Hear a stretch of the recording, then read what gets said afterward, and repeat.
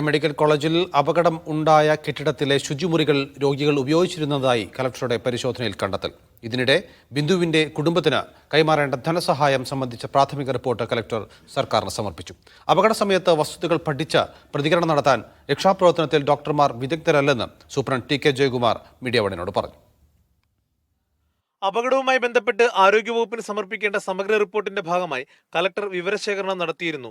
ഇതിന്റെ അടിസ്ഥാനത്തിലാണ് മൂന്നാം നിലയിലെ ശുചിമുറികൾ രോഗികൾ ഉപയോഗിച്ചതായുള്ള നിഗമനത്തിലെത്തിയത്. അന്തിമ റിപ്പോർട്ട് തയ്യാറാക്കുന്നതിന്റെ ഭാഗമായി ഫയർഫോഴ്സ്, പൊതുമരാമത്ത്, ബിൽഡിംഗ് വിഭാഗം എന്നിവരിൽ നിന്നും കലക്ടർ വിവരങ്ങൾ തേടി.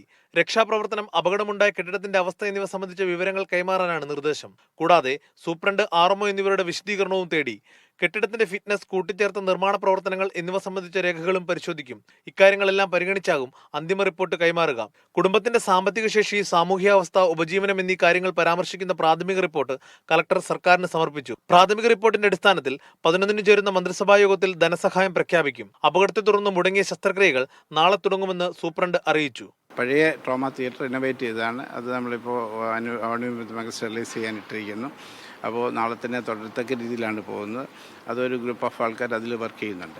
ഇതിനിടെ മെഡിക്കൽ കോളേജിലെ കെട്ടിടങ്ങളുടെ ഫിറ്റ്നസ് സംബന്ധിച്ച് നോട്ടീസ് നൽകാൻ ആർപ്പൂക്കര പഞ്ചായത്ത് തീരുമാനിച്ചു. നിർമ്മാണ പ്രവർത്തനങ്ങളുമായി ബന്ധപ്പെട്ട് പഞ്ചായത്തുമായി കൂടിയാലോചനകൾ നടത്താറില്ലെന്ന് നേരത്തെ പഞ്ചായത്ത് ഭരണസമിതി വ്യക്തമാക്കിയിരുന്നു. മീഡിയ 1 കോട്ടയം.